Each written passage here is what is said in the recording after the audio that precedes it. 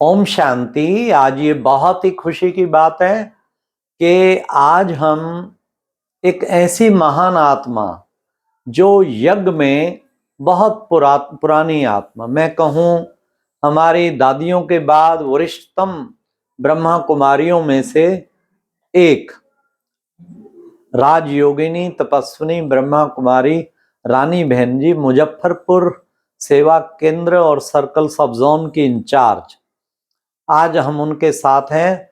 और उन्होंने, वो एक ऐसी भाग्यशाली आत्मा है जिन्होंने मम्मा बाबा के बहुत करीब पालना ली है, उनके अंग संग रहे हैं, थोड़ा टाइम नहीं अच्छा टाइम रहे हैं, और इस पांडव भवन से पहले कोटा भवन था वहां भी रहे हैं। तो देखिए कितनी भाग्यशाली आत्मा है। ये बीच बीच में अपने अनुभव सुनाती हैं, तो मैंने सोचा क्यों ना मैं अकेला लाभ उठाता हूँ, आज ज्ञान मानसरोवर चैनल वाले भाई बहनों को भी लाभ पहुंचाया जाए। तो आदरणीय रानी दीदी जी, आपका हमारे चैनल पे स्वागत है, बहुत बहुत अभिनंदन है। तो दीदी मुझे प्रश्न पूछना है, किस वर्ष में आप ईश्वरीय ज्ञान में आए? आज कितना साल हो गया ईश्वरीय ज्ञान में चलते, और कैसे पहले पहले आप माउंट आबू गए, और किस तरह आपका फिर मम्मा से मिलन हुआ? मुझे याद आता है कि दिल्ली में सबसे पहले कमला नगर में सेंटर खुला था और बड़ी बड़ी दादियां सब दिल्ली में आई थी। तब कौन सा साल था?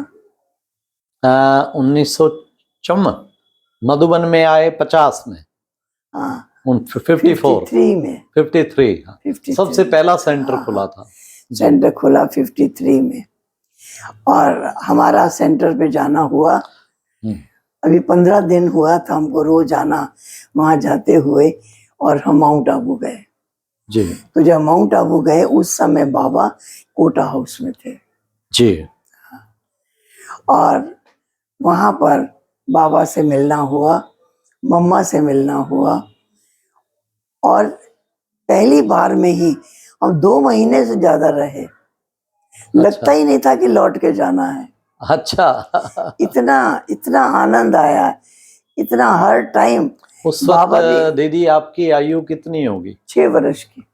तो स्कूल में नहीं पढ़ते थे अभी? पढ़ते थे। तो 2 महीने की छुट्टियां मिल गई आपको? हाँ 2 महीने। अच्छा, होती हैं छुट्टियां एक बार रिजल्ट के बाद। अच्छा, ठीक ठीक। हाँ। तो मधुबन में आप रहे, आपके कुछ ऐसे संस्मरण मम्मा के साथ के जो भुलाए भी नहीं भूलते, वो हमें सुनाइए।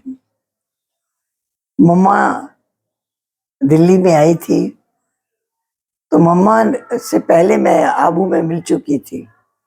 तो जब मम्मा पहली बार सफर पर बाहर निकली और प्लेन से आई तो हम लोग एरोड्रम गए मम्मा को रिसीव करने।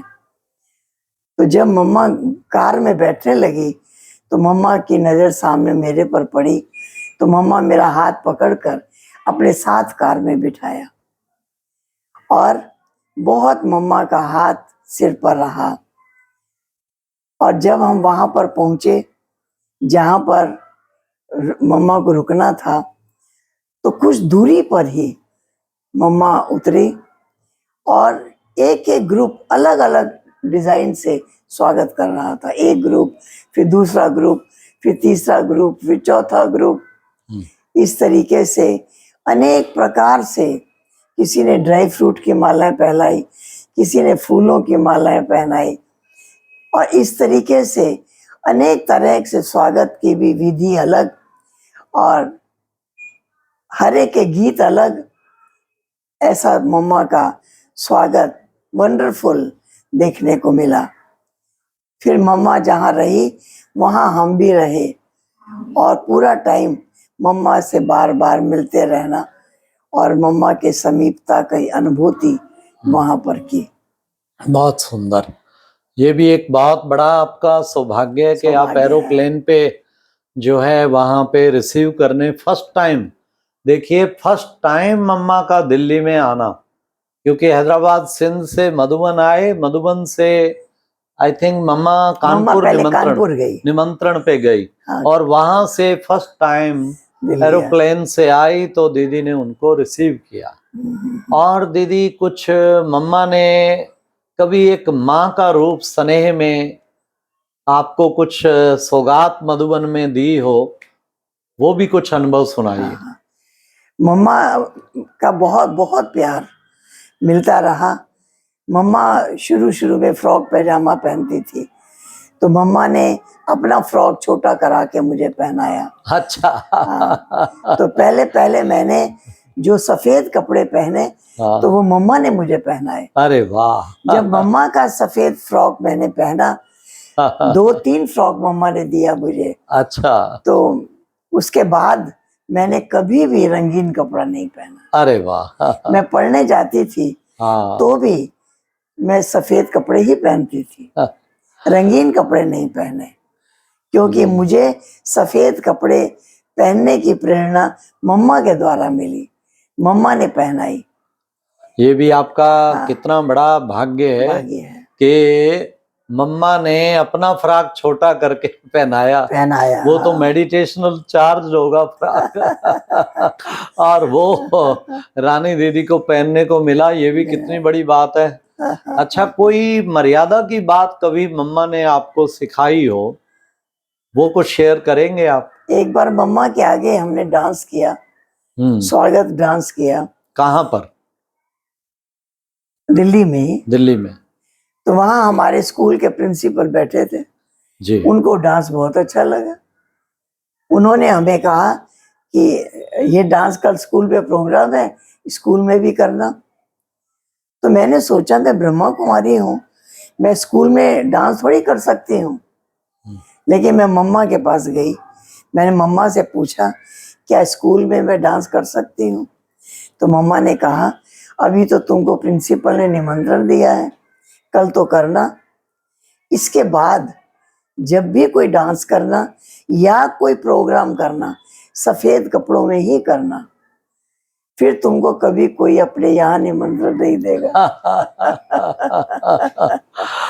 उसके बाद से कभी भी कोई ड्रामा में पार्ट बजाना हो, कोई भी प्रोग्राम हो, उसमें हमने वही पार्ट बजाया जिसमें हम सफेद कपड़े पहने।